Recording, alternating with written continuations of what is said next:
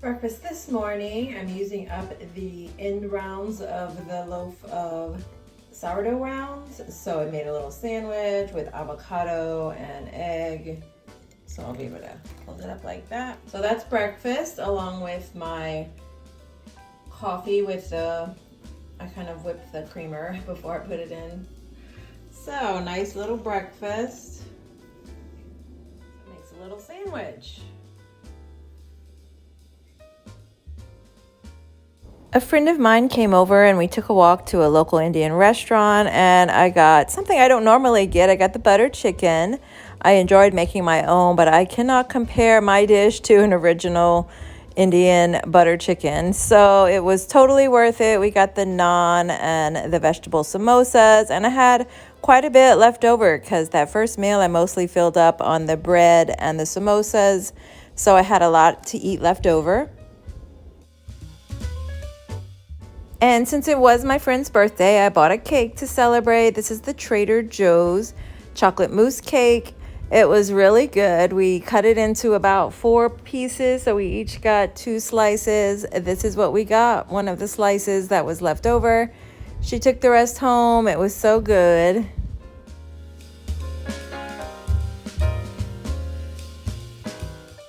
For Valentine's Day, I picked up these chocolate-covered strawberries from Whole Foods. I finished the box within a few days. So delicious.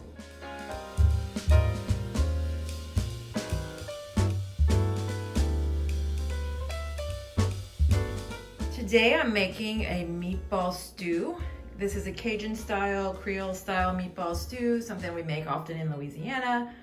And I am making it with ground beef that I've already had for a while. I had to defrost it, and I'm gonna make meatballs out of it.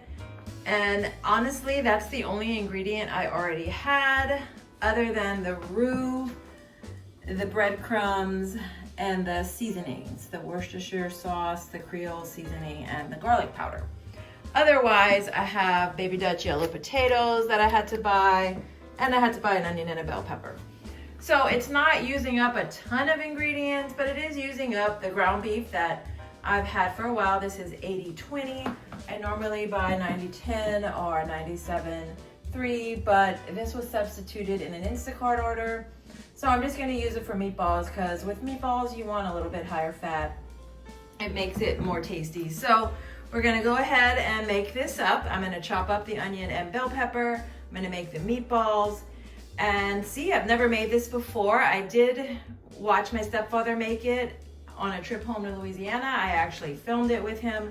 I'll put a link for it up above and down below in the comments, so you can check that out to see a step-by-step of how to make this. But I'm gonna go ahead and make it and then show you the finished product. I forgot to mention, I also added 3 carrots.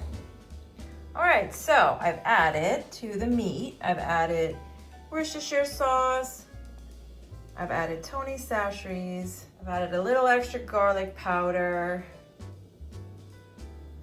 and I added these breadcrumbs. So I'm gonna make the meatballs. I'll show you once I have them in the pan, and then while they're cooking up, I'll cut up the rest of the ingredients. Meatballs are going. We'll see how long they take. I tried to get them all close to the same size.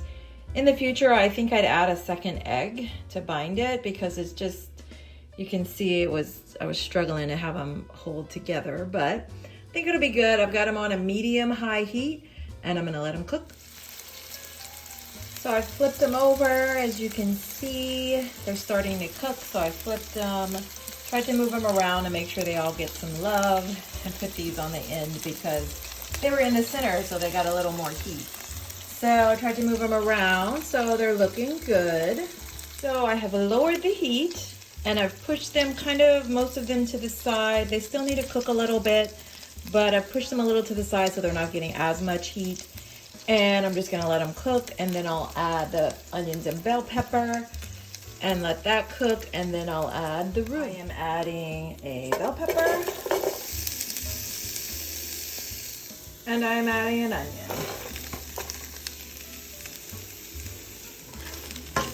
Mixing it all in there with all that good grease, the fat from the beef.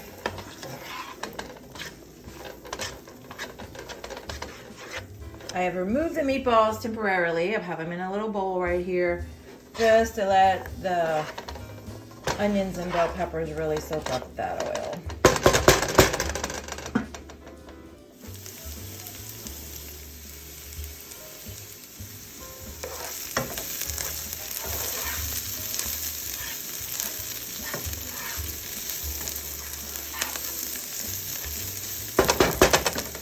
Alright, the onions are becoming translucent. I'm going to go ahead and add about 8 ounces of water.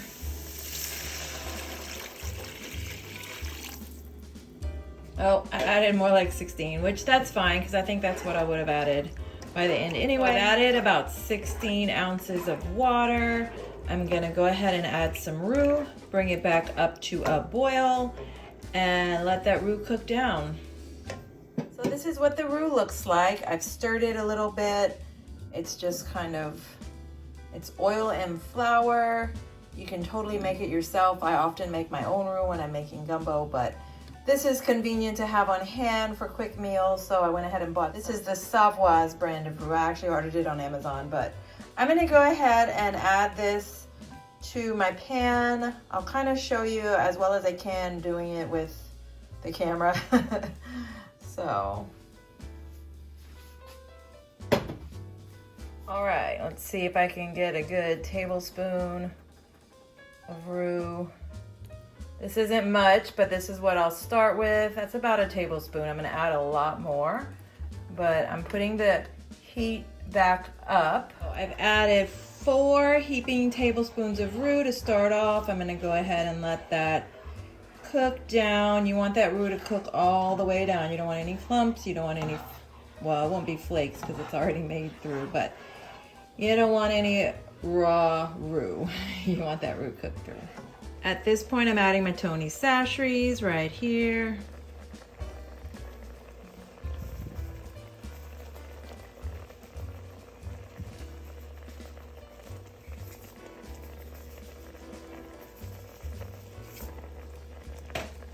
Also adding some garlic powder.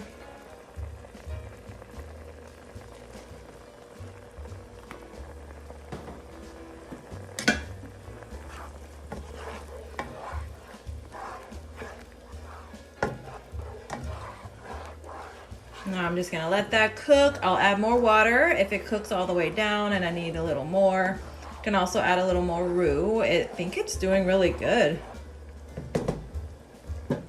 So I brought it up to a boil. I just lowered it down to medium. Once it hit a boil, I didn't leave it boiling. Brought it back to medium, and I'm gonna let it simmer for about 30 minutes. It'll cook all that roux out of it, like the roux flavor, and then it'll thicken up a little bit, and then I might add a little bit of water, and then I'll add my meatballs and my potatoes and carrots. So I added back a cup of water and brought it back up to a boil briefly. Just lowered it back to medium. I'm gonna kind of let it simmer again, and then I'm gonna add back my meatballs and the carrots and potatoes I've cut.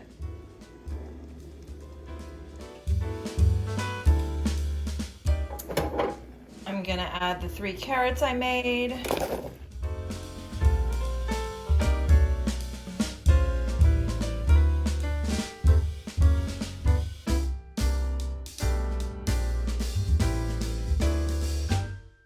Okay, I've got about 6 potatoes, maybe 7 cut up. Add those.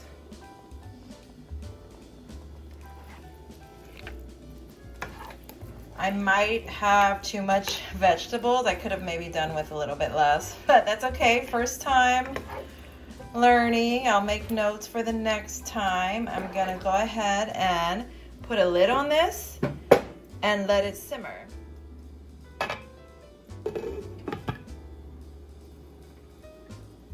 Just added a little more Tony's, a little more garlic powder. You can see there. I'm gonna stir it in a little bit, let it finish simmering till the potatoes are cooked through and the carrots, and then it'll be ready. All right, here it is, finished product. Next time, I'm gonna add a little bit fewer veggies, and I think I'll let the roux cook a little longer. But I'm gonna go ahead and eat it. I'm ready. And here it is. This will be my first bowl. It's kind of early, like 3 o'clock. In a few hours, I'll have a second bowl, but this is it with the brown rice, some carrots, potatoes, some gravy, and a meatball. And then I'll have a second serving just for supper. It's just a little early to call it supper. So kind of like a snack. I just wanted to taste it, see how it turned out. And yeah, this is one of my favorite meals. I need to practice. I don't make it very much. This is my first time trying to make it. So I'm gonna keep practicing and try to get it just the way I remember it from home. But this is good for a first shot.